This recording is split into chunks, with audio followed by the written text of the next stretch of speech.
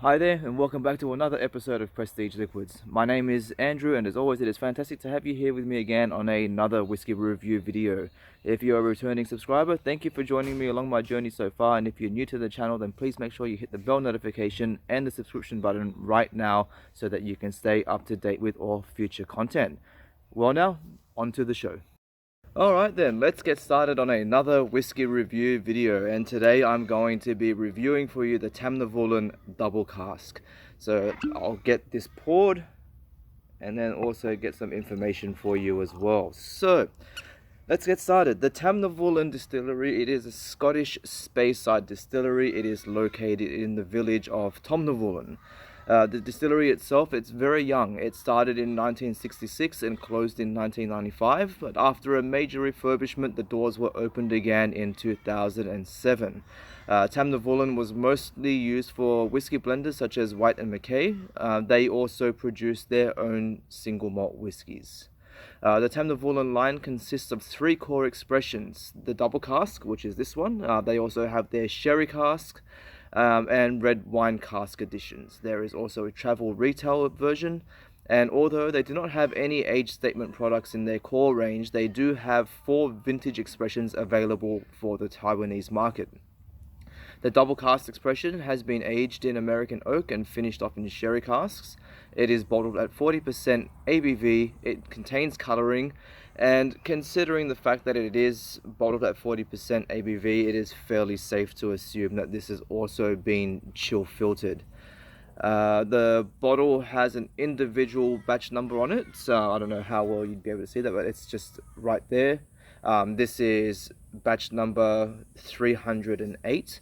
Now, unfortunately, the Tamnavulin website itself doesn't actually have a search option or an information page where you can search the I guess the batch numbers. I hope that eventually that they will. Otherwise, I kind of feel that this is a bit of pointless information unless you decide to I guess contact the distillery themselves. They might then provide extra information.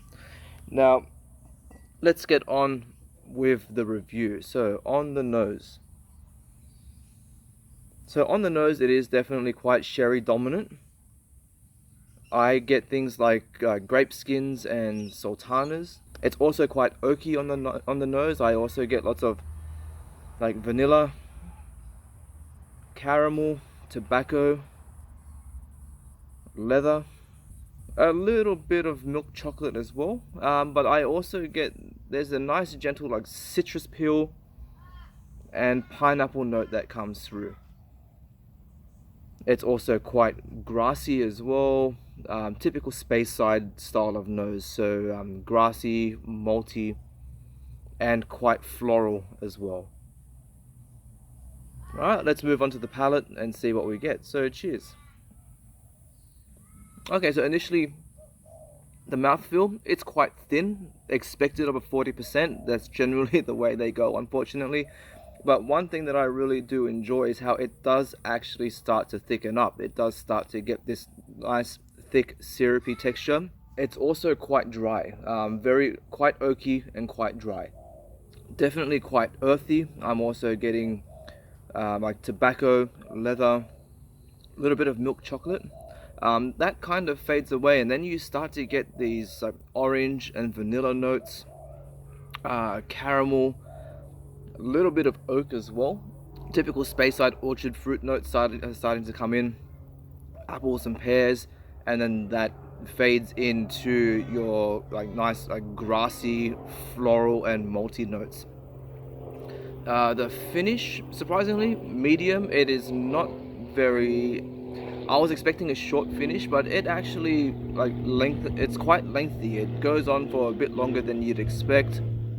It's quite sweet, grassy, lots of floral notes coming through, a little bit of smoke and milk chocolate as well that also that makes its way into the blend.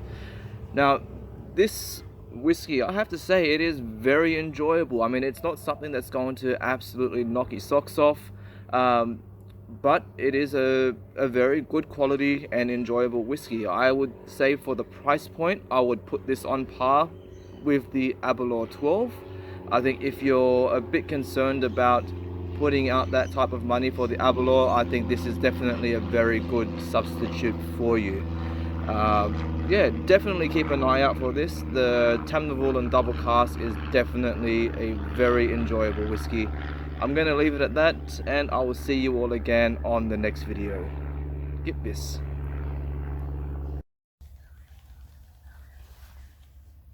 Oh, you're still here. Well, why not consider continuing on with some more content and subscribing? I'll see you next time. Bye bye.